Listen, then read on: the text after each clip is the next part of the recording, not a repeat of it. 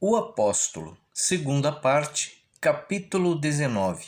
Do mesmo sangue.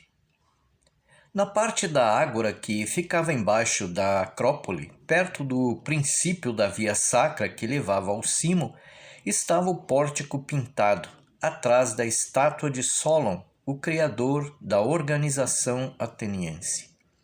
Tornara-se uma tradição desde os tempos de Sócrates terem os mestres estrangeiros que iam visitar Atenas o direito de falar ao ar livre em frente àquele pórtico sobre o assunto de sua escolha, aos que quisessem deter-se para ouvi-los. Não faltavam tais mestres ambulantes em Atenas e nem ouvintes sempre curiosos de ouvirem novidades sobre a filosofia, a ciência ou a política. Os atenienses eram conhecidos pela sua insaciável curiosidade e pela boa vontade de ouvir as teorias que lhes trouxessem de outros lugares do Império Romano ou de nações que ficassem além de suas fronteiras. Na manhã em que Paulo foi à Ágora pregar a Boa Nova, vários mestres já estavam falando, cada qual com seu pequeno grupo de ouvintes. Um discorria sobre a vida e a filosofia de Zenão, o fundador do estoicismo, que ensinara a teoria do Deus Uno, princípio e fim de todas as coisas. Deus encarregara da direção do mundo, era o que o orador dizia, expondo as ideias de Zenão. Demônios que se mostravam favoráveis aos homens, e esses demônios eram os deuses gregos. Os estoicos criam na imortalidade da alma, mas não de todos os humanos. Esse privilégio era reservado aos homens cultos que seguiram na vida o caminho da justiça. Quando morriam, suas almas passavam a viver em esferas superiores. Mas a doutrina dos estoicos tinha em mira unicamente a perfeição do indivíduo, isto é, do indivíduo inteligente, a mais perfeita obra da criação. Era o que aquele mestre ensinava. Não longe dele, outro falava a seu grupo sobre a doutrina epicurista. Os deuses, explicava, não possuem o poder de alterar o destino dos homens. Esse destino, aliás, não os interessa. O corpo do homem é feito de uma substância que deixa de existir por ocasião de sua morte. Por isso, o homem não deve recear a morte, pois esta é o que não existe, e o que não existe não pode ser sentido. Um terceiro, quarto, quinto e sexto oradores dissertavam a seus grupos a respeito de seus particulares assuntos. Alguns dos ouvintes passavam curiosamente de um grupo a outro.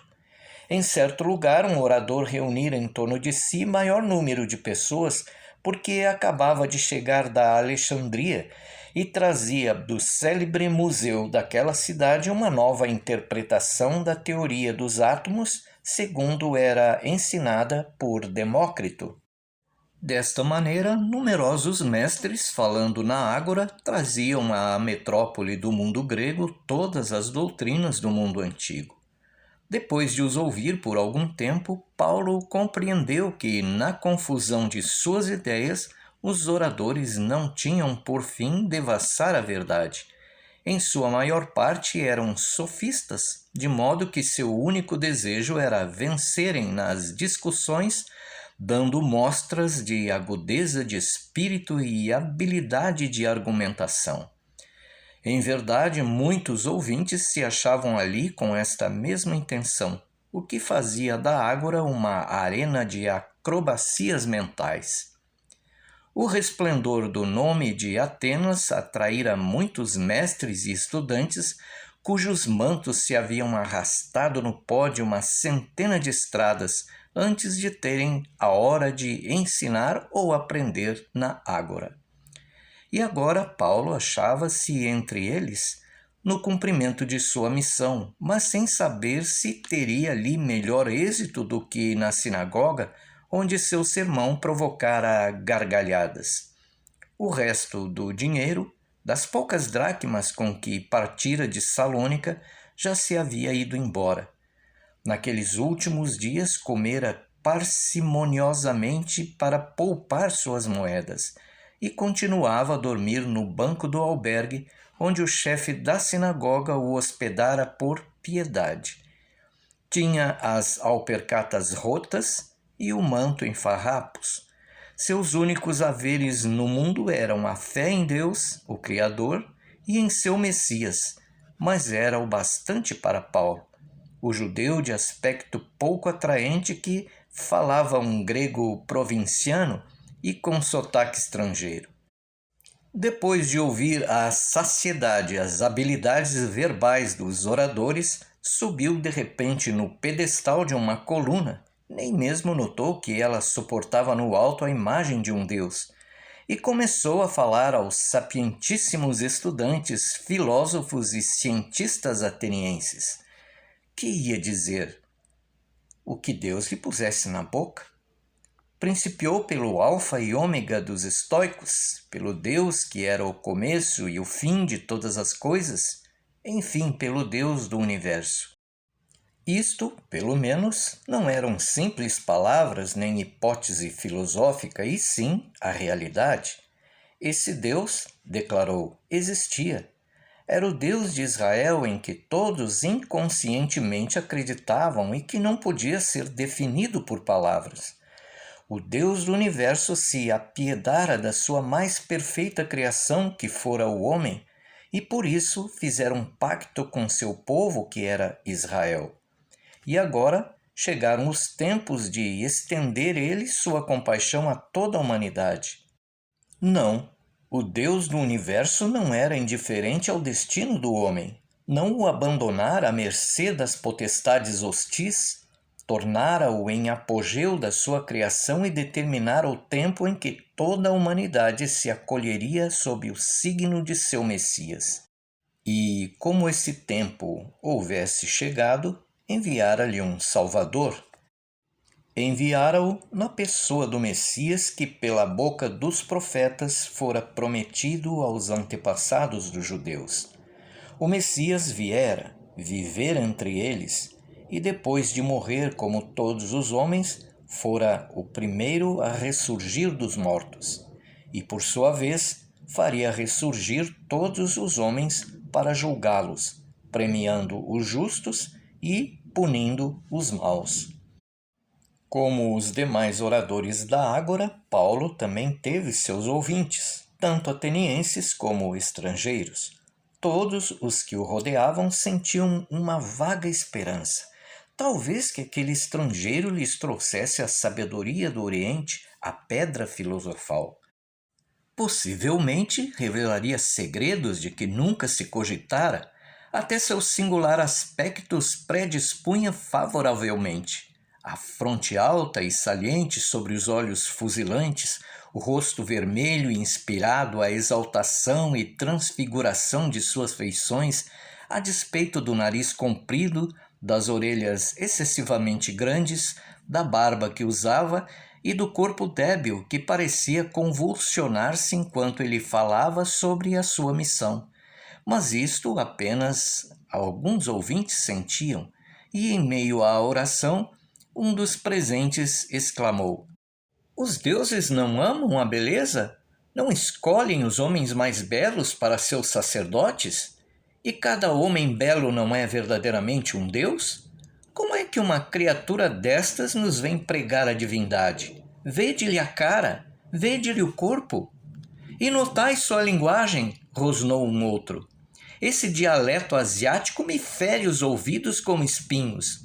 Não poderia o Deus de Israel enviar-nos um mensageiro que falasse de modo mais tolerável?" "O Deus dos judeus gosta das coisas feias", opinou um terceiro. "Sem dúvida é aleijado, pois não sabeis que proibiu os seus adeptos de fazerem imagens suas? É por isso que os judeus o ocultam aos outros e a si mesmos." "Nem sempre a sabedoria de Ateneia reside no corpo de um Apolo", comentou um outro. "Já ouvi belas coisas ditas por deuses feios." Mas alguns dos presentes ouviam com atenção as palavras do apóstolo, e em dado momento um perguntou: O orador entende que não só nossas almas se transformarão em heróis mitológicos, como também que nossos corpos tornarão a vida? Nossos corpos, respondeu Paulo, ressurgirão das sepulturas com a forma e a matéria que tiveram em vida, quando nosso Senhor vier julgar o mundo. E tão certo como eu tê-lo visto com estes olhos, sabei que todos ressuscitaremos. Não creio que eu desejasse que meu corpo me fosse restituído caso se parecesse com o do orador, murmurou um dos circunstantes. Mas se o seu Deus me prometer dar-me a figura de um Apolo... Um sábio, de rosto comprido e grave, observou aos seus vizinhos.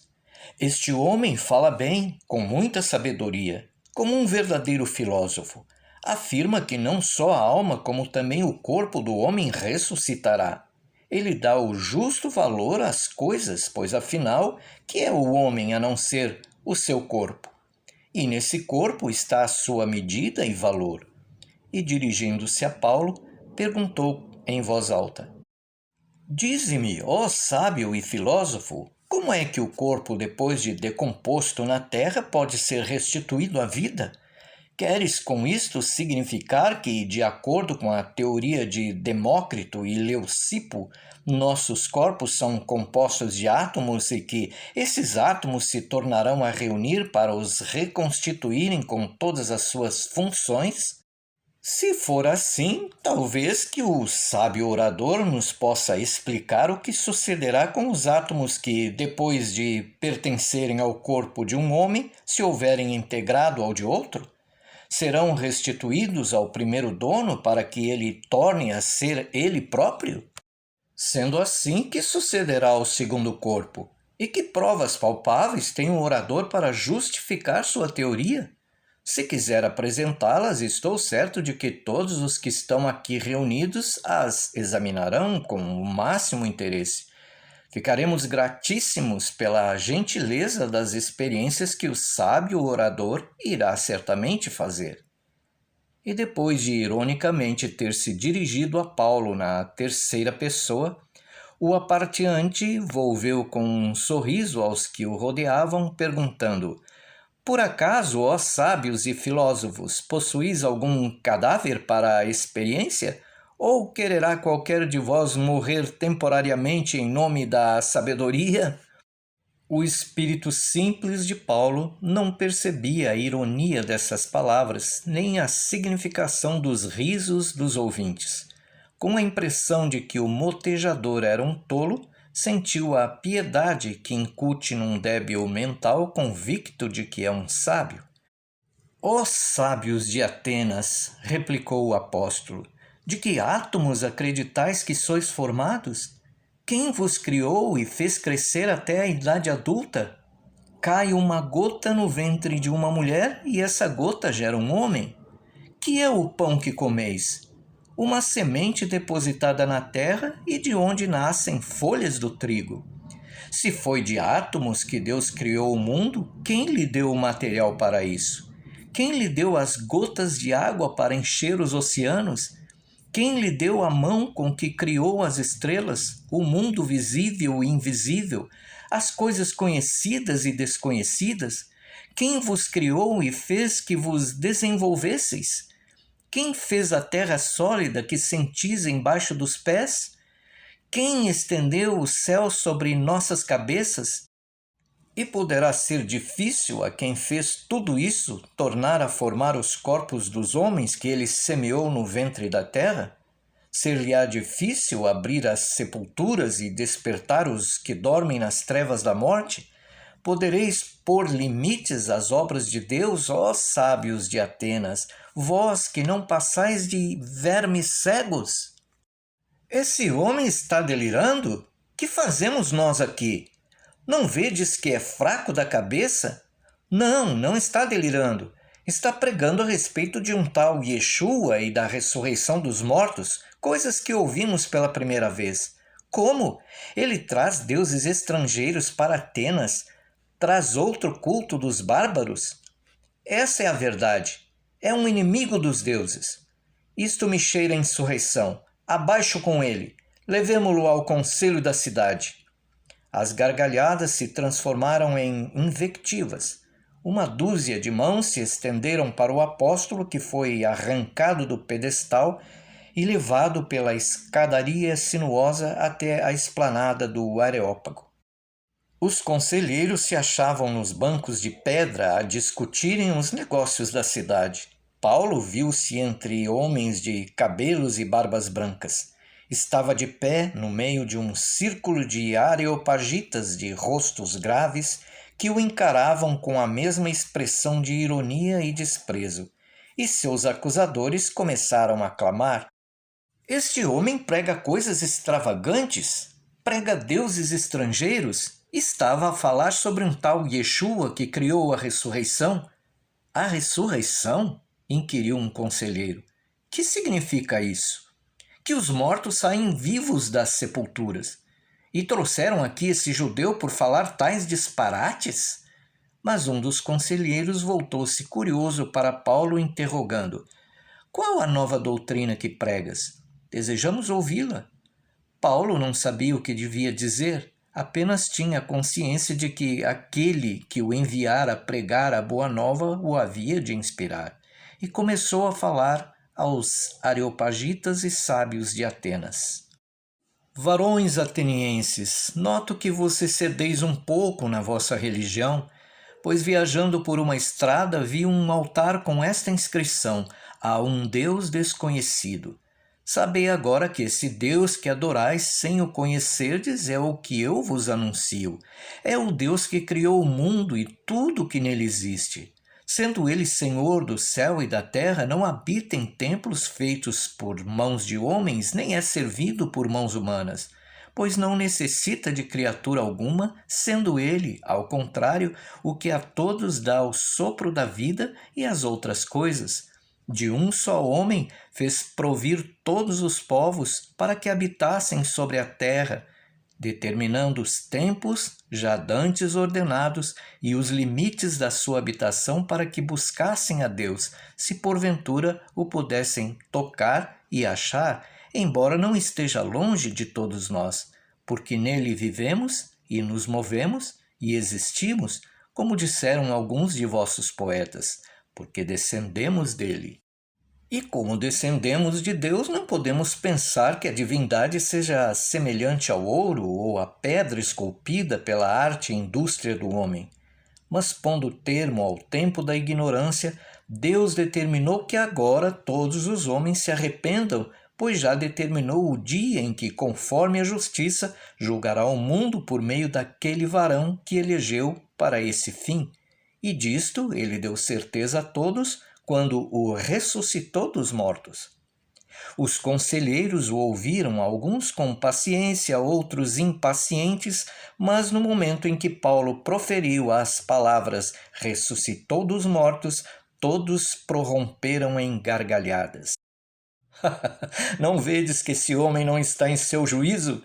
Falta-lhe qualquer coisa aqui", comentou um dos juízes, indicando a cabeça. As zombarias dos areopagitas salvaram Paulo da acusação de blasfemador contra os deuses. Um deles chegou a bater-lhe no ombro, dizendo: "Em outra ocasião ouviremos o resto do que tens a nos dizer. Agora é bom que vás para casa descansar." E deste modo, Paulo pôde sair do tribunal e, ao seu regresso para o albergue, dizia consigo: "Eu ainda confundirei a sabedoria dos sábios, fazendo que se envergonhem de si mesmos." Afinal, Timóteo chegou de Salônica. Já era tempo. Encontrou o apóstolo em grande abatimento físico e moral. Timóteo trouxe-lhe algum dinheiro enviado pela boa e sensata Lídia, a purpureira de Filipos. Juntamente com a dádiva, ela mandava boas notícias da comunidade de crentes de sua cidade. E o coração de Paulo regozijou pela solidez dos alicerces que lançara naquele lugar. Timóteo tirou-o do lôbrego e acanhado albergue contíguo à sinagoga, instalando-o numa hospedaria comum. Comprou-lhe roupa branca e vestimentas externas, pois as que o apóstolo trazia já estavam esfarrapadas, e levou-o para tomar banho nas termas. Em tudo servia Paulo com a dedicação de um filho amoroso. E enquanto lhe lavava os pés fracos e macérrimos, descrevia-lhe com pormenores o progresso do grupo de fiéis de Salônica. A obra de Paulo não se desmoronara conforme temera. As congregações que fundaram na Macedônia criaram profundas raízes e os primeiros frutos já começavam a aparecer. Mas havia certas dificuldades. Alguns crentes acreditavam que a vinda do Messias estava iminente e, sendo assim, achavam absurdo continuarem a levar a mesma vida terrena, comprando, vendendo, armazenando para o futuro e outras coisas assim. E nessa conformidade haviam abandonado seus trabalhos e passavam os dias na ociosidade, vivendo da caridade dos irmãos. Outros, pelo contrário, demonstravam pouquíssima fé, não se desabituando de seus costumes idólatras. Muitos recaíam numa vida dissoluta e outros prejudicavam e iludiam sem escrúpulo os companheiros. Quanto aos mais, adotavam o preceito divino do valor das obras e, em suas noções do bem e do mal, seguiam as lições do Messias.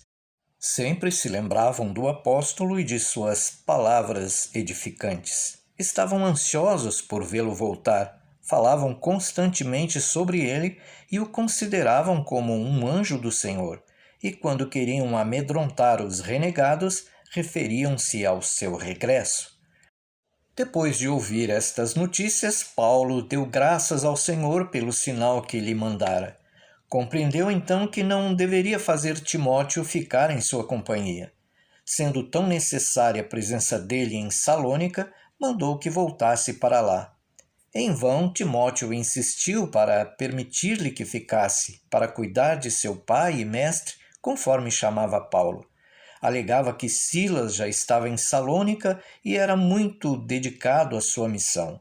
Mas Paulo repetia inflexível: Peço a Deus que te conforte, meu filho, como confortaste a Paulo, teu pai. A tarefa do Senhor exige tua presença em outro lugar. Deves partir. E tendo feito Timóteo voltar para a Macedônia, o apóstolo se preparou para seguir rumo a Corinto.